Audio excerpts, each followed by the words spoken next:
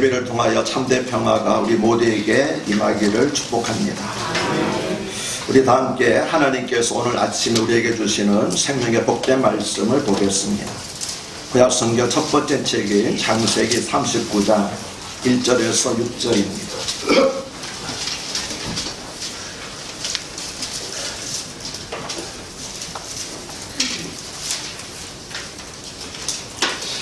창세기 39장 1절에서 6절을 저와 함께 한 절씩 교독하시겠습니다. 제가 1절을 먼저 읽겠습니다. 요셉이 이끌려 애굽에 내려가매 바로의 신이 대장 애굽 사람 보디발이 그를 그리로 데려간 이스마엘 사람의 손에서 요셉을 사니라. 여호와께서 요셉과 함께하시므로 그가 영원한 자가 되어 그의 주인이 사람의 집에 있으니 그의 주인이 여호와께서 그와 함께하심을 보며 또 여호와께서 그의 범사에 형통하게 하심을 보았더라. 요셉이 그의 주인에게 은혜를 입어서 섬기매 그가 요셉을 가정 종으로 삼고 자기의 소유를 다 요셉에게 나타나니 그가 요셉에게 자기의 집과 그의 모든 소유물을 주관하게 한 때부터 여호와께서 요셉을 위하여 그 애굽 사람의 집에 복을 내리심으로 여호와의 복이 그의 집과 밭에 있는 모든 소에 미친지라. 주인이 요셉을 다 요셉의 집에 나가고 자기가 먹는 음식에는 간섭하지 아니하니라. 요셉은 여호와 앞에 아름다웠더라. 아멘. 요즘 가장 인기 있는 TV 드라마가 무엇인지 아시죠? JTBC에서 방영하는 스카이캐슬이라고 하는 드라마입니다. 대한민국의 대학 입시를 소재로 한 드라마인데 가상의 배경인 주남대학병원 의사들과 판검사 출신의 주남대 로스쿨 교수들이 모여서 하는 타운하우스 이름이 스카이캐슬입니다. 그곳에 살면서 남편은 왕으로 자식은 천하제일의 왕자와 공주로 키우고 싶은 명모가 주실 사모님들의 처절한 욕망을 그린 현실 풍자 드라마가 스카이캐슬입니다. 작년 11월 23일에 방영을 시작했는데 드디어 이번 주 토요일에 막을 내린다고 이렇게 합니다. 스카이캐슬은 말하자면 우리 사회의 일부 금수저들의 이야기입니다. 그래서 대다수의 국민들에게는 남 이야기처럼 들릴 수 있음에도 불구하고 이 드라마가 인기 있는 이유를 저는 도무지 모르겠습니다. 요즘 젊은이들은 자조적으로 흑수저라고 하는 말을 많이 사용합니다. 아무리 노력해도 태생적으로 가지고 있는 한계를 벗어날 수 없다는 것입니다. 그런데 오늘 저와 여러분이 살펴볼 요셉이라고 하는 인물은 흑수저 중에서도 흑수저였습니다. 인생의 맨 밑바닥에서 당대 최고의 자리까지 오른 사람이 바로 요셉입니다.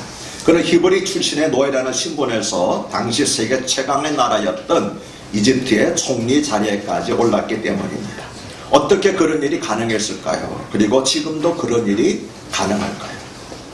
요셉은 야곱의 12아들 가운데 11번째 아들이었는데 아버지의 사랑을 독차지하였습니다. 하지만 아버지의 편애로 인하여서 형들로부터는 미움을 받았습니다. 그래서 결국 형들에게 팔려서 이집트의 종으로 팔려갔습니다.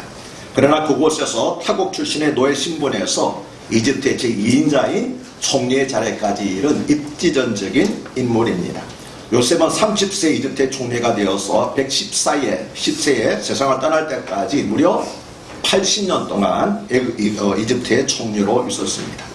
다른 나라로 종으로 팔려간 요셉이 이집트의 총리까지 된 것은 요셉 자신의 성실함과 노력에도 원인이 있겠지만 무엇보다도 하나님께서 은혜로 그와 함께 하셨기 때문입니다. 하나님의 은혜 때문에 그런 일이 가능했습니다. 그래서 우리 자녀들에게도 이와 같은 하나님의 은혜가 있기를 축복합니다. 아멘. 그런데 요셉이 등장하는 창세기 37장부터 45장까지 읽는 동안 우리는 흥미로운 사실 한 가지를 발견합니다. 그것은 8장에 걸친 요셉에 대한 기록 가운데서 오직 39장에만 하나님이 요셉과 함께 하셨다는 말씀이 나오는 것입니다. 그것도 한 번만 나오는 것이 아니라 무려 4번씩이나 하나님께서 요셉과 그와 함께 하셨다는 말씀이 나옵니다.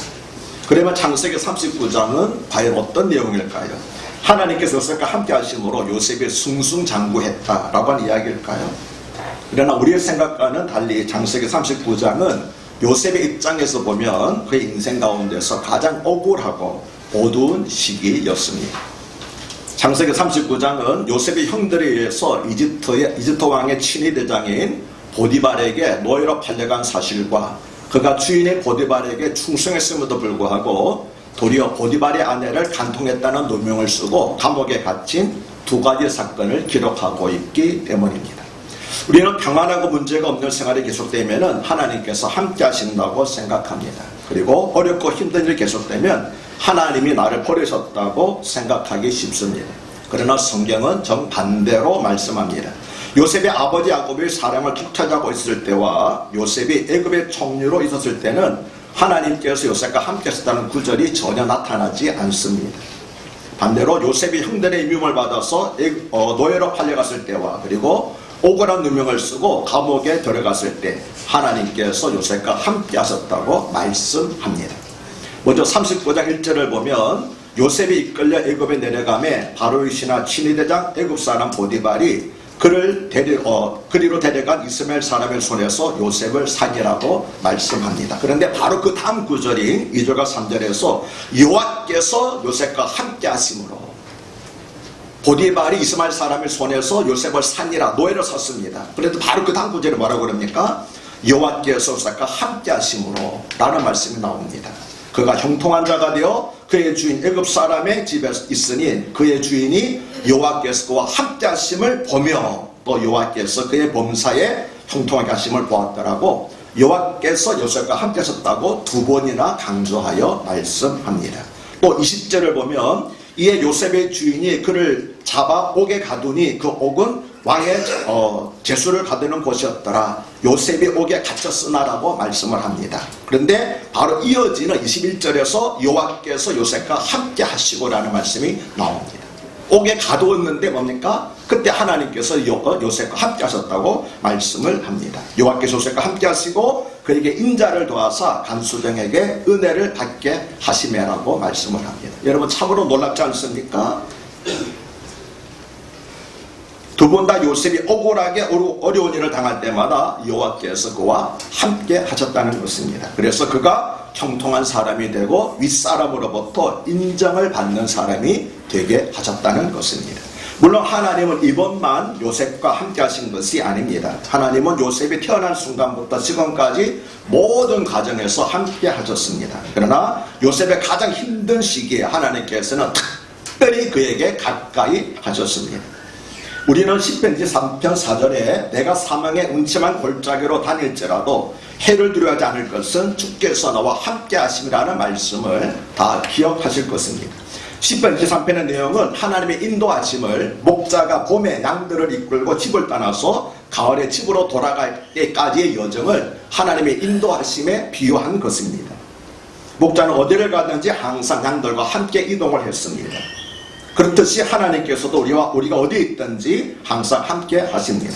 하지만 시편 23편 4절에서 주께서 나와 함께 하신다는 표현은 오직 한 번 나타납니다. 어디서 나타납니까? 사망의 음침한 골짜기를 다닐지라도. 항상 목자가 양들과 함께 했지만 특별히 주께서 목자가 양들과 함께 했다는 구절은 딱 한 번 나타납니다. 어디서 나타난다고요? 사망의 음침한 골짜기를 지나갈 때 주께서 나와 함께 하시느라고 말씀을 합니다. 이거 대단히 중요한 사실입니다. 여기서 사망의 음침한 골짜기는 급류가 흐르고 맹수들이 나타나는 위험한 계곡을 말합니다. 평소에 목자는 앞서갑니다. 앞에서 목자가 키파를 부르 노래를 부르면서 앞서갑니다. 그러면은 목자의 음성을 듣고 양들이 뒤를 따라갑니다. 평소에 그렇게 합니다.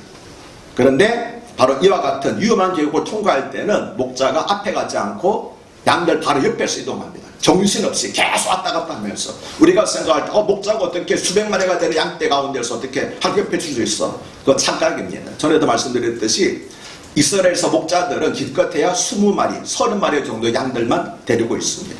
그러니까 뭡니까? 이 험한 골짜기 계곡을 지나갈 때는 계속 왔다 갔다 하면서 앞뒤 뛰어갔다 뒤로 뛰어갔다 하면서 항상 모든 양들이 옆에서 가까이 붙어서 갑니다. 이것이 바로 주께서 나와 함께 하신다는 표현이 사망의 음침한 골짜기를 다닐 때만 있는 이유입니다. 평소에는 평탄한 길을 갈 때는 어디서 간다고요? 그냥 앞에서 인도해 갑니다. 그러나 사망의 음침한 골짜기, 험한 계곡을 지나갈 때는 목자가 항상 모든 양들이 옆에서 정신을 뛰어다니면서 항상 옆에서 다니고 있는 것입니다.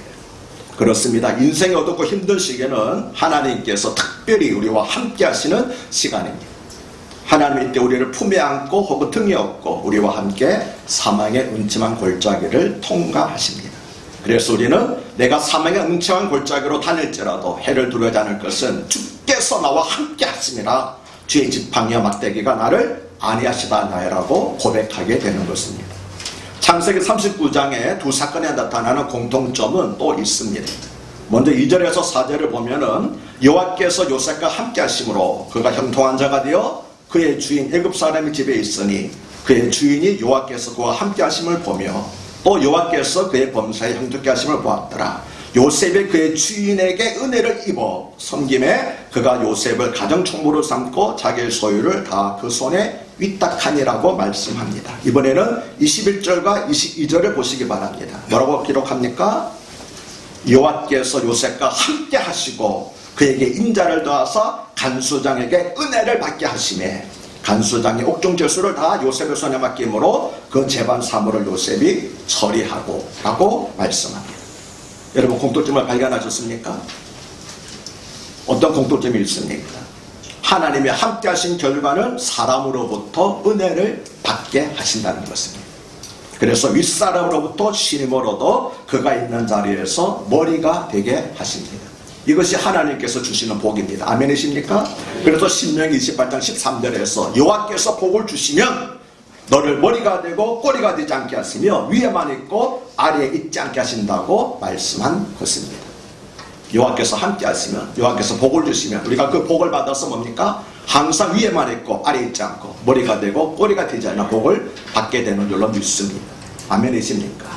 여호와께서 함께 하실 때 사람들로부터 은혜를 받게 하는 인정을 받게 하는 그런 복을 하나님께서 내려주시는 것입니다. 그러면 하나님 함께 하시는 사람은 왜 주인이나 감독자가 그를 신임하게 될까요? 그 이유가 3절과 23절에 기록되어 있습니다. 먼저 3절을 보면 그의 주인의 여호와께서 그와 함께 하심을 보며 또 여호와께서 그의 범사에 형통케 하심을 보았다라고 말씀합니다. 이번에 23절을 봅니다. 이렇게 기록합니다. 간수장은 그의 손에 맡긴 것은 무엇이든지 돌아보지 아니하였으니 이는 여호와께서 함께 하심이라 여호와께서 그를 범사에 형통케 하셨더라. 놀랍지요? 똑같이 또 말하고 있습니다. 주인과 간수장은 하나님 요셉과 함께 하시는 것과 그 결과 그를 형통케 하시는 것을 보았습니다. 여러분이 만약 직장 오너라고 한다면 어떤 사람을 중용하시겠습니까? 하는 일마다 실수투성이고 말씀을 일으키는 사람을 쓰시겠습니까? 아니면 하는 일마다 형통하는 사람을 쓰시겠습니까? 당연하죠. 저라도 형통하는 사람을 쓰겠습니다. 5절과 6절은 보디발이 요셉을 신뢰하고 그에게 모든 것을 맡긴 이유를 보다 구체적으로 설명하고 있습니다. 즉 그가 요셉에게 자기의 집과 그의 모든 소유물을 주관하게 한 때부터 여호와께서 요셉을 위하여 그 애굽 사람의 집에 복을 내리심으로 여호와의 복이 그의 집과 밭에 있는 모든 소유에 미친지라 주인이 그 소유를 다 요셉의 손에 위임하고 자기가 먹는 음식에는 간섭하지 아니하였다라고 말씀합니다. 왜 요셉을 신뢰하고 그에게 모든 것을 맡겼습니까? 요셉으로 인해서 여호와의 복복이 그의 집과 밭에 있는 모든 소유에게 미쳤기 때문입니다. 왜 간수장이 요셉을 신뢰하고 모든 것을 맡겼습니까? 요셉으로 인해서 여호와의 복이 감옥 안에 있는 모든 사람에게 미쳤기 때문입니다. 더 분명한 표현으로 하면 여호와께서 요셉을 위하여 보디발의 집과 감옥에 복을 내리셨기 때문입니다. 아멘입니까? 그 결과 보디발의 집은 풍요롭게 되고 감옥은 평안하게 되었습니다. 중요한 사실 뭡니까? 그가 요셉에게 자기의 집과 그의 모든 소유물을 주관하게 한 때부터 그때부터 하나님께서 요셉이 하는 모든 일들에게 복을 주시고 그 관계는 모든 복을 받게 했습니다. 왜 그렇습니까? 만약에 요셉이 주관할 때가 아니라면은 요셉이 아니라 다른 사람의 복받아 사는 줄로 착각할 거 아닙니까? 그래서 요셉이 그 일을 주관한 때부터 하나님께서 그 산업에 그의 집에 복을 내리기 시작했다고 성경은 말씀하고 있습니다.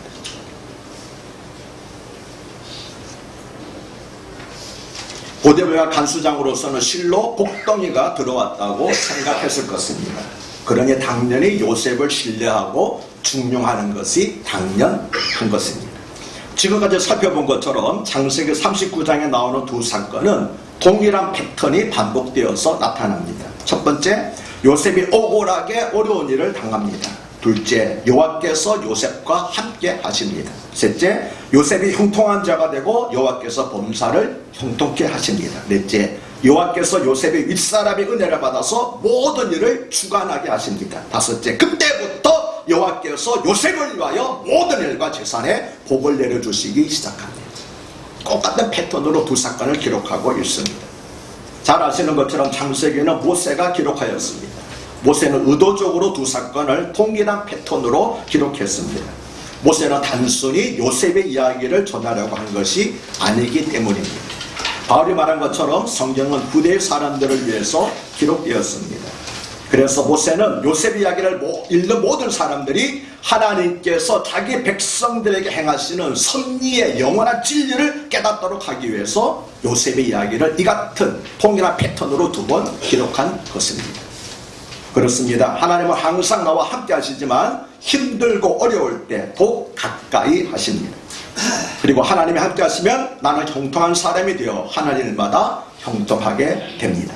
그래서 이것을 지켜보는 사람들이 하나님이 나와 함께 하심을 인정할 수밖에 없습니다. 그 결과 사람들로부터 은혜를 받고 그들이 나를 믿고 많은 것을 나에게 맡깁니다. 그러면 하나님께서 그때부터 나를 위하여 그 사람들의 집과 산업에 복을 내리십니다. 아멘이십니까? 아멘. 똑같은 사건을 두 번 기록한 것은 하나님께서 반드시 이렇게 하신다는 것을 우리에게 보여주고자 한 것입니다. 이것은 하나님께서 아브라함을 처음 부르셨을 때 이미 약속하신 사실입니다. 하나님께서는 아브라함에게 땅의 모든 족속이 너와 너의 자손으로 말미암아 복을 받을 것이라고 약속하셨습니다. 창세기 39장은 이 약속이 아브라함의 3대 손인 요셉에게 이르러서 실제로 이루어진 것을 우리에게 보여주고 있습니다. 그리고 축복의 통로가 될 것이라고 하는 하나님의 그 약속은 아브라함의 영적 후손인 우리에게도 유효하게 적용이 됩니다. 아멘이십니까? 요셉에게만 적용되는 것이 아니라 우리들에게, 아브라함에게 약속이 요셉에게 이루어졌죠. 요셉으로 끝난 것이 아니라 아브라함의 복이 요셉에게 이루어진 것처럼 그 복이 우리들에게도 이루어질 줄로 믿습니다. 그래서 성경에 기록된 겁니다. 그런데 하나님께서 요셉과 함께 하셨다는 말씀은 거꾸로 말하면 요셉이 항상 하나님 앞에서 행했다는 의미이기도 합니다. 요셉이 보디발의 아내로부터 유혹을 받았을 때 그가 유혹을 부르치며 한 말은 내가 어찌 이 큰 악을 행하여 하나님께 죄를 지으리까 하는 것이었습니다. 이것이 바로 요셉이 축복의 통로가 될 수 있었던 비결입니다. 하나님께서 그저 함께 하시는 거 아닙니다. 요셉이 항상 하나님 앞에서 살아갔기 때문에 신실한 하나님께서도 항상 요셉과 함께 해주신 것이었습니다. 우리도 요셉처럼 언제 어디서나 하나님 앞에서 신실하게 살고자 하면 신실하신 하나님께서도 우리와 함께 하여 주실 줄로 믿습니다. 하나님은 요셉이 형들의 시기로 인해서 노예로 팔려갔을 때와 억울한 누명을 쓰고 감옥에 갇혔을 때 그와 함께 하셨습니다. 그 하나님께서 지금 우리와 함께 하십니다. 지난날에 하나님께서 우리 손을 잡고 함께 하셨다면 혹은 우리를 앞에서 인도하셨다면 지금 하나님은 우리를 품에 안고 등에 업고 사명의 골짜기를 지나가고 계십니다. 이와 같은 하나님의 은혜로 하나님의 백성은 범사에 형통하게 됩니다. 형통하다는 것은 아무 문제가 없다는 것이 아니라 막힌 하수구가 시원하게 뚫리듯이 힘들고 어려운 문제가 하나님의 은혜로 단번에 해결된다는 것이 형통하다는 의미입니다. 요셉은 형들의 미움을 받아서 종으로 팔려갔고 억울한 누명을 쓰고 감옥에 들어갔습니다. 그러나 그 일련의 사건들은 요셉이 이집트의 총리가 되기 위한 과정이었습니다. 요셉이 이집트에 팔려가지 않았으면 감옥에 들어가지 않았을 것이고 감옥에 들어가지 않았으면 이집트의 총리가 될 수 없었기 때문입니다. 그래서 오늘 살펴본 창세기 39장의 두 사건은 로마서 8장 28절에 하나님을 사랑하는 자, 곧 그의 뜻대로 부르심을 입은 자들에게는 모든 것이 합력하여 선을 이루느라는 말씀을 떠올리게 합니다. 그리고 하나님은 축복의 통로가 되도록 우리에게 복을 내려주십니다. 요셉을 위하여 보디발의 집에 복을 내리신 하나님께서는 우리를 위하여 사람들에게 복을 내려주실 것입니다. 이처럼 하나님께서 우리에게 주시는 복은 나 혼자 누리기 위한 복이 아니라 축복의 통로가 되라고 주시는 복입니다. 그러므로 나로 인하여 주위 사람들이 복을 받도록 하십시오. 우리로 인하여 그들이 복을 받는 것을 저들도 깨닫고 인정하도록 하십시오. 사랑 남편이 당신 때문에 내가 복을 받는다고 고백하도록 하십시오. 그리고 우리 교회로 인해서 청담동의 죽어가는 상권이 회복될 수 있도록 기도하시길 바랍니다. 큰사랑교회로 말미암아 청담동이 살아나는구나 라고 많은 사람들이 고백할 수 있기를 바랍니다. 또 여러분이 길에서 만나는 모든 사람들을 마음으로 축복하시고 여러분의 직장에서 만나는 모든 사람들을 축복하십시오. 여러분 때문에 여러분의 가정과 이웃과 가정, 직장이 복을 받도록 하십시오. 그리하여 우리 안에 계신 임마누엘 하나님으로 인한 은혜와 축복을 주의 모든 사람들에게 흘려보내는 축복의 통로가 되시기를 바랍니다.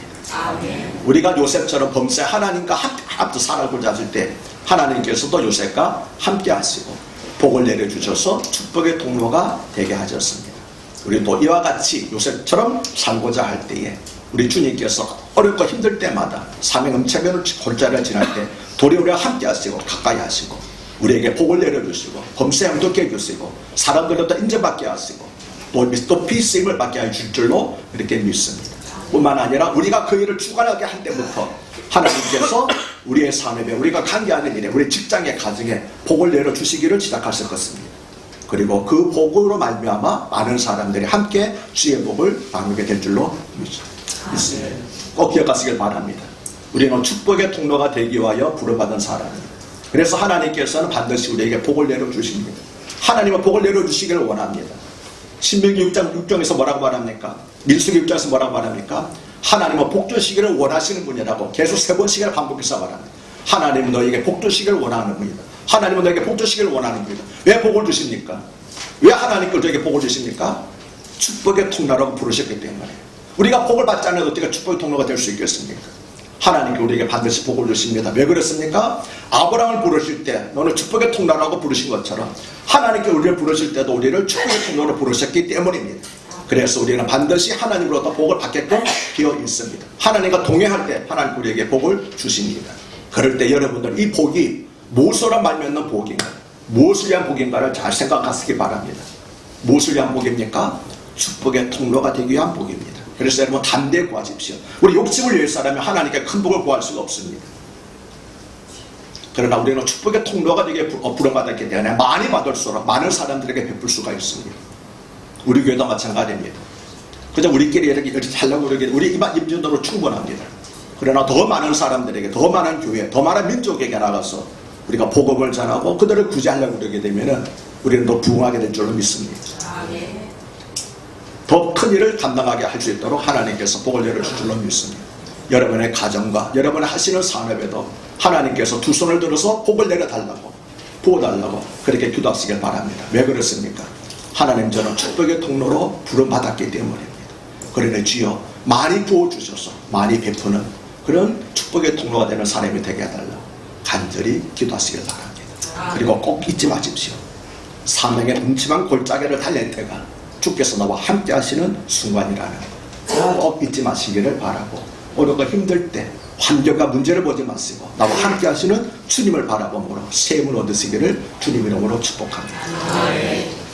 할렐루야. 하나님 아버지 오늘 말씀을 통하여서 우리가 축복의 통로로 부름받았다는 사실을 다시 깨닫게 해주시니 감사합니다. 하나님께서 우리를 축복의 통로로 부르셨기 때문에 하나님께서 요셉을 위하여 사람들에게 복을 주신 것처럼 우리들에게도 우리를 위하여 복을 주실 줄로 믿습니다. 이 복은 나를 위한 복이 아니고 축복의 통로가 되기 위한 복입니다. 그러나 이 복을 통하여서 하나님의 영광이 나타나게 될 줄로 믿습니다. 주여 우리에게 많이 부어주시옵소서. 물질이든 무엇이든 은혜든 많이 부어주시옵소서. 그래서 더 많은 사람들에게 베풀며 구제하며 선교하며 섬기며 살아가는 저희들이 되게 하여 주시옵소서. 그렇게 해주실 우리 주님 예수 그리스도를 받들어 감사하며 축복하며 기도하옵나이다.